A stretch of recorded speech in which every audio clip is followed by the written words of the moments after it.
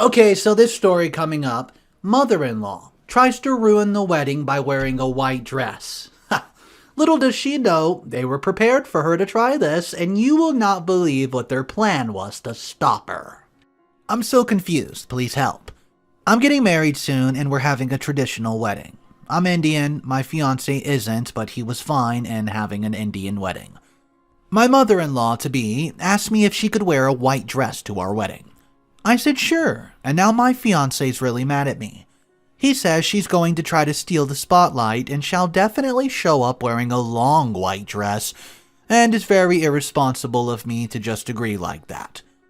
The thing is, number one, I'm not going to be wearing a white bridal dress. I'll be wearing a traditional red dress that, due to the design, type of silk and embroidery is very distinctive. So, even if my mother-in-law does wear a white wedding dress, it's not like it'll be the same. Also, this may be dumb, but I don't really get what the big deal is if my mother-in-law wears white, even if I was also going to.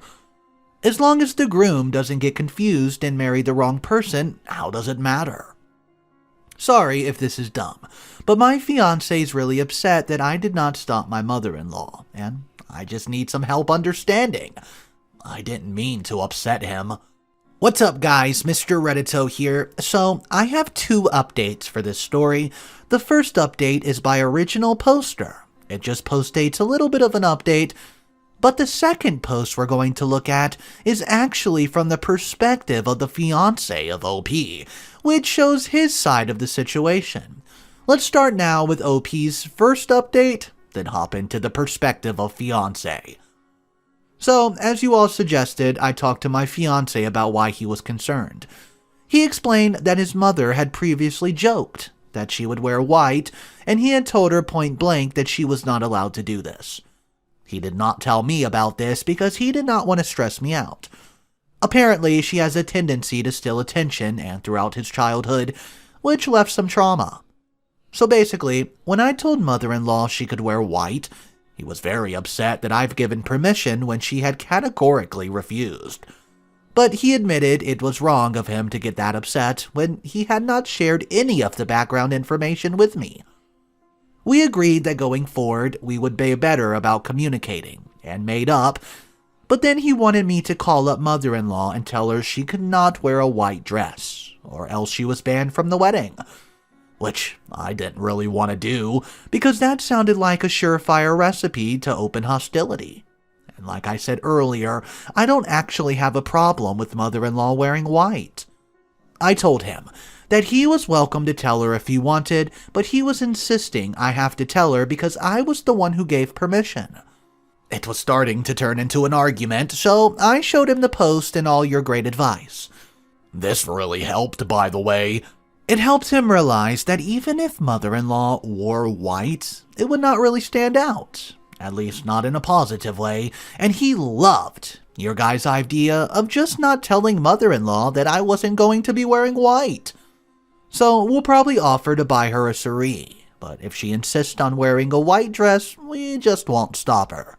Okay guys, so it seems that they kind of worked out their differences in this update, but now we're going to see the perspective of the fiancé. So go ahead, grab your favorite ice-cold beverage and sit back and relax. Here's your update.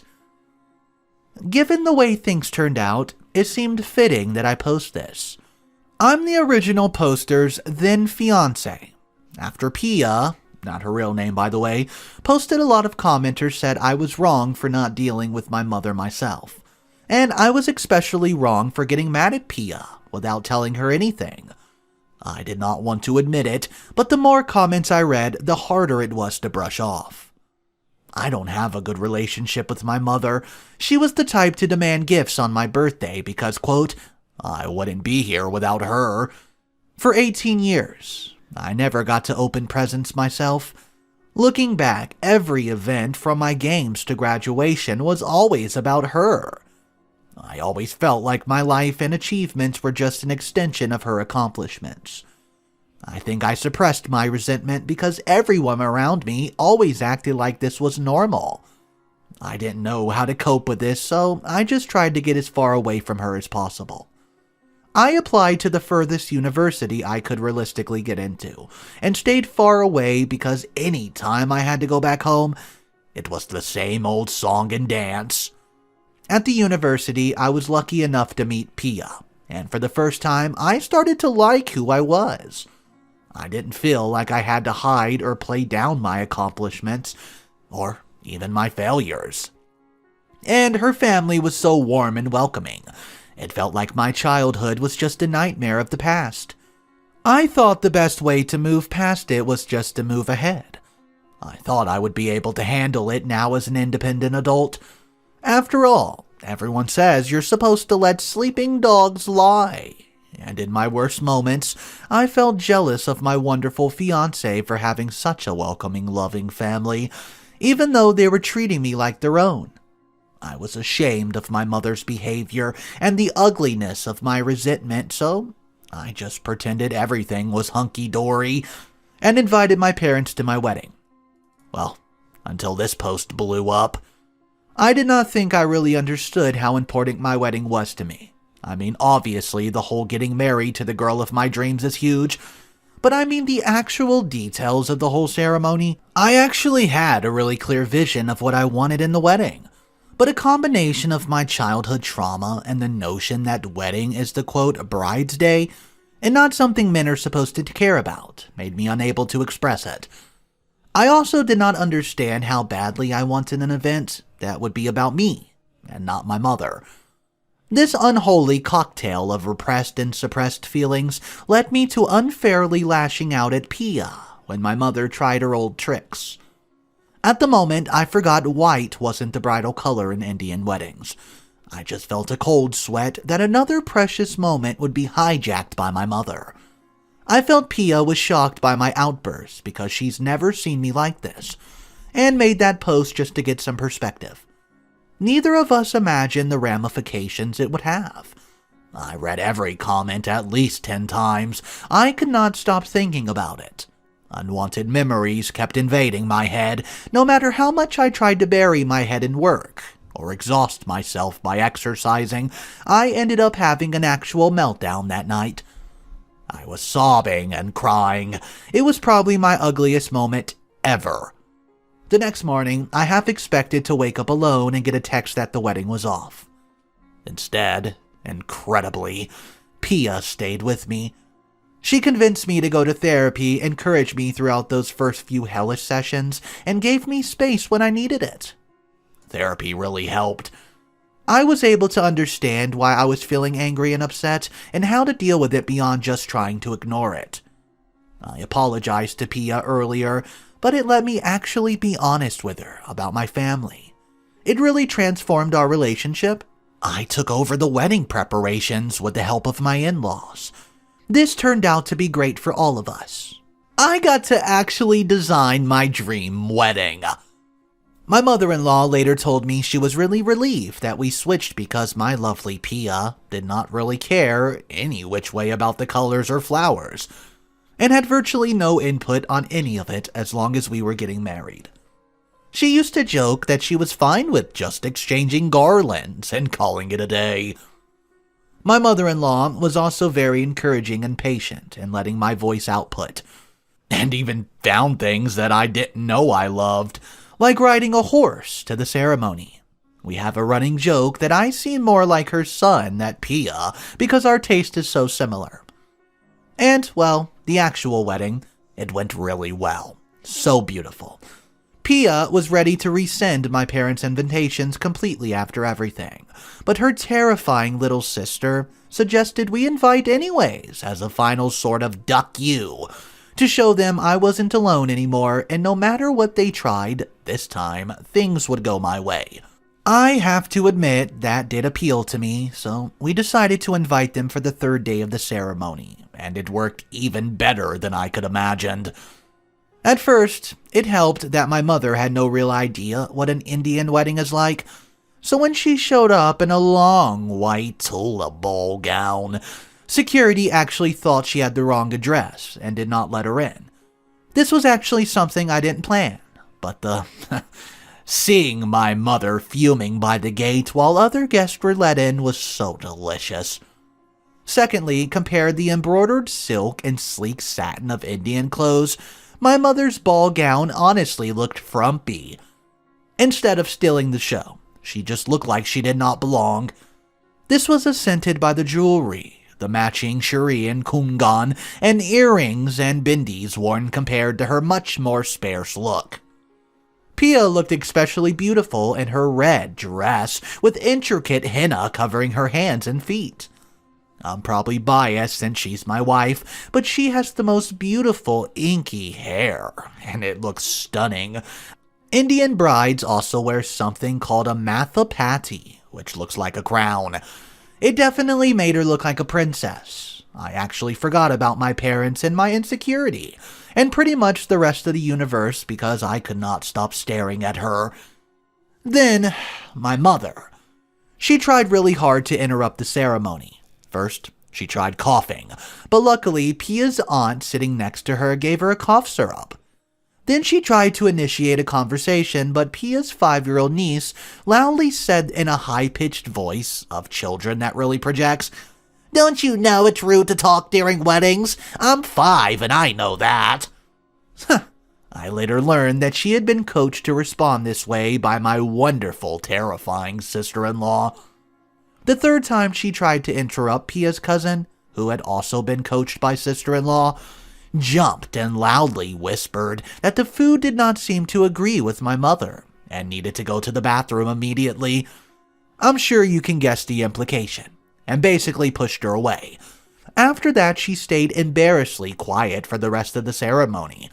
Throughout all this, the Pandit G never missed a beat, and everyone else acted like she wasn't there. In the after-party, the difference between my mother and everyone else was unpleasantly accented by her ignorance of Bollywood/Tollywood dance skills. So she tried to refocus attention through conversation. She turned to my mother-in-law and started to complain about how hard it was to raise me. My mother-in-law, bless her heart, said, "However difficult children are, they bring 10 times as much happiness just by growing. Your son is such a wonderful young man, you must be so proud of him." My mother did not like the direction of the conversation, so she turned to Pia and asked her if she was sure she wanted to be with me. This was after we've already gotten married. Pia looked at her like she was a bit slow and said, "Why would I be marrying him if I wasn't sure?" My mother loudly asked her again if she was really sure because I used to wet the bed. I haven't done that since I was 8 years old. But there she was, loudly announcing it for all and sundry.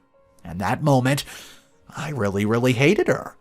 I felt like there was something stuck in my throat, but no words came out. But Pia, oh boy, Pia did not have that problem. "You must be confused," she said, and it was confident with a touch of concern that my mother looked like she actually was confused. Then she raised her voice so it could be heard over the music. "Hey, I know we're family now, but it's much too soon right now, or ever, for me to hear about your bedroom activities." Then she dragged me away to the dance floor while people started to stare at my mother. Stupidly, the first thing I said in our first dance as a married couple was that my mother was right. But because I'm the luckiest man alive, Pia just squeezed my hand and told me it happens when children are put under stress. It wasn't my fault. That was pretty much the end of the problem, and I enjoyed the rest of my wedding dancing, eating food, and talking with Pia, my now wonderful family. I did see Pia and my sister-in-law having another talk with my mother later, but I was too far away to hear anything. It couldn't have been too bad, because my sister-in-law smiled a lot, and my mother did not try anything new for the rest of the party. By the end of the day, my mother looked incredibly constipated, but she had not managed to ruin anything. I felt so relieved when I said goodbye, like a weight had just been slipped off my feet and my knees felt weak. It was the first time in my life that she has not taken over something that was supposed to be about me. After that day, I haven't had any more sudden invasive memories of the past. Alright guys, so I found a similar situation in the comment section. It says, "The moment I saw the wedding was Indian Hindu, I bust a gut laughing. I could see every single humiliation coming. I feel like I know OP's family, 'cause they're exactly like mine. Laugh out loud. Drama's something we know how to handle. Painful relatives are an everyday walk in the park. The terrifying sister-in-law and trained niece are exactly how my family would have done it. Fiance's mom was just outmatched. Hindu weddings are a riot of noise and color, except for the really long ceremonies. And because they're so long, everyone has strategies to deal with the painful guest, who like to whine. So guys, let me know. Did you think that it was going to backfire this hard? Drop your comments down below. Or maybe you did not agree with the way OP went about this. Would you have done something different? Drop it down below and let me know, how are you getting revenge on this mother-in-law who tried to steal all the shine for herself? The next story we're going to look at, guys, is the final story of the day. It's another mother-in-law that's involved in a wedding, and this one might be arguably even worse. My mother-in-law cut up my wedding dress. I hate her so much, and I don't know how to move on. Yeah, let's see it. This might sound petty or like something I should just move on from, but I just can't. My mother-in-law was always kind of off to me. I wouldn't say we had a bad relationship, but she wasn't very welcoming or interested. When I got engaged, she did not seem happy for us. I did not include her in wedding planning much because we weren't close. Mother-in-law's mom asked me to, so I included her in one thing, and she did not speak the whole time. I stored my dress at their house. Father-in-law said it was okay. Then I got a call a couple days before the wedding that she had cut the dress into 1,000,000 pieces. I literally felt like I was going to throw up. In my mind, no one could be that evil, and the dress was fixable. So, we went over there, and no, she legit cut it into 1,000,000 pieces. I really think if my husband did not hold me back, I would have fought her. We still got married, but I had to wear a cheap replacement dress, and I could not stop crying the entire morning, so it was ruined for me. Mother-in-law said she did it because she did not get a wedding, and because she never got her turn and nothing was ever about her. She did not seem to feel bad. She seemed kind of in shock, and she's done it, but no remorse. Alright, so here's the warning.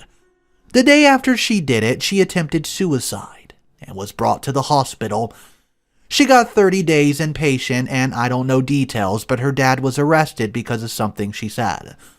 Father-in-law was also taken in for questioning, but released, and she filed for divorce the day she got out. Mother-in-law and I are pretty much no contact, but I occasionally see her at family events. She apologized once, but she didn't even seem sorry, and when my husband said he did not want to talk to her and she did not seem to care, she no longer talks to my husband or her daughter. But like I said, we see her occasionally, and I've heard she was in intense therapy for about a year. She just got engaged, and the ring is huge and gorgeous. The guy seems perfect. And I'm just so overwhelmed by how much I hate her and how angry I am. People keep saying it wasn't her fault. She was sick. But I'm at the point where I don't even care. What's up, guys? Mr. Reddito here. So this is a crazy story. I do have an update that was posted 4 days later. Yep, 4 days. So let's go ahead and check that out. If you're not subscribed to the channel, consider subscribing and click those bell notifications so you never miss an update. Here it is, guys. I was shocked by how much the last post blew up and how much empathy I got. I thought a lot more people would say to suck it up. It was only a dress. Truly, thank you, and I'm looking into booking a therapy appointment to talk about how much anger I have over this. A couple of you pointed out that if I wanted to know why my mother-in-law's dad had been arrested, I could look it up online. I wasn't aware of how easy it was to find that stuff, so my husband and I discussed it, and we both wanted peace of mind. I looked it up, and I was not expecting this at all. I'm not going into many details because if someone recognizes this, if it's not my story to tell, it is mother-in-law's. Pretty much, she was forced and potentially sold into marrying father-in-law. We both immediately felt sick because we let father-in-law and mother-in-law's mom around our toddler's son. We're still close to father-in-law and our son adores him. I really felt like, for my son's sake, I needed to clarify. So, I asked the cousin mother-in-law was close to if she could convey to mother-in-law that we had some questions and wanted to talk. Mother-in-law's blocked us on everything and changed her number. I mentioned that I tried looking her up on social media and simply could not find her. The cousin told me it's because mother-in-law took her new husband's name, which I did not know they were even married. And her cousin started talking about how beautiful the wedding was. I had originally heard that they were just going to elope, but she said that was because mother-in-law thought it was tacky to have a wedding past 30, but he convinced her and she would have that wedding she always wanted. It really did feel like a punch in the gut, and now I have a lack of willpower. But when the cousin brought out her phone, I didn't stop her. I vowed it would be the last picture of her I ever looked at. And then seeing her in her white dress just really hit me. It wasn't fair. I don't know what I expected. She modeled for a long time. She works in high-end fashion. But that wedding picture was absolutely gorgeous, and it pissed me off. Anyways, the cousin let me use her phone. I told mother-in-law what was going on and that I needed clarity and to know exactly what the details of who was safe around my son. Mother-in-law agreed to meet up. I felt my heart sink, but I thought maybe I would get closure. We met at a coffee place. They were already there when we walked in, and the first thing out of my mother-in-law's mouth was that she still wants to be no contact. She's just being abundantly clear that there will not be a relationship. Fine, we didn't want one either. Mother-in-law answered my questions. It was really hard, but grandmother-in-law and father-in-law can't see our son anymore. They just can't. I don't think they're safe people, and mother-in-law provided evidence for the stuff she was saying, which honestly made me sad for her because I never doubted. Mother-in-law then brought up the wedding dress on her own. She said she snapped because it was another thing she was forced to pay for, and she was tired of working so hard so everyone else can have things she couldn't. She felt that we watched and aided in her abuse, which I don't think is fair because there was a lot of red flags, but a lot of stuff we didn't even know about. Pretty much all of this abuse was way to keep her under control, so her parents and father-in-law could take her money. And mother-in-law did not want to pay for the things she did for her children, such as weddings, cars, and a house for sister-in-law. She brought up that she never got her turn because she was drugged and sedated when she married father-in-law. She never got to do the stuff like proms or birthday parties because of modeling, and she said cutting that white dress was cathartic. My husband pretty much told her to shut up because he knew it was upsetting me. Well, mother-in-law's husband pointed out that we pulled up in a car she bought and said we're both pieces of crap for still driving it. Mother-in-law was quiet for a little while and just put her head down on him. It was super awkward and I wanted to leave. Finally, her husband said that it's kind of funny because everyone got what they deserved, and she finally got her dream wedding, and I know he was implying we got what we deserved. He asked if she wanted to go, and she said yes, and walked out without saying goodbye to me or my husband. On one hand, I understand that mother-in-law did not agree to have him and views him as something she was forced to do, so her parents could control her money. But it makes me mad that she acts like he was a partner in the crime. We're going to have to cut out a lot of people. There's a lot of details I did not share, and they just aren't safe people to be around. What happened to mother-in-law is like something out of a horror movie. They all know about gaslighting her for years. Honestly, I wish her the best in the sense that she deserves a life. And I know a lot of people are skeptical about the new husband, but he seemed very sincere. I wish her the best in life. But I'm pissed she got the dream wedding after she ruined mine. I told the cousin that I do not want any more updates. And for my mental health, I'll no longer attend events that she's at. Okay, so here's a couple comments that went back and forth between each other. OP literally said, I wanted to intervene, but my husband did not think it was our business. Ugh, shake my head. Then the second comment replies to that and says, Her husband really needs to attend some form of therapy. He seemed to be a very terrible example of how to treat a wife and family. Also, even though mother-in-law's stance makes sense, the kids not having a connection to their mother would have negatively impacted them, making them even more likely to take in the disgusting dad's BS over trying to help their mother. I'm so glad that the mother-in-law's in a better place now. Guys, let me know exactly your thoughts on this story. Drop them down below and tell me what you would have done. Thank you so much for joining me, guys. That's all the stories I have for you. Consider subscribing to the channel for daily videos, and I'll catch you in the next one.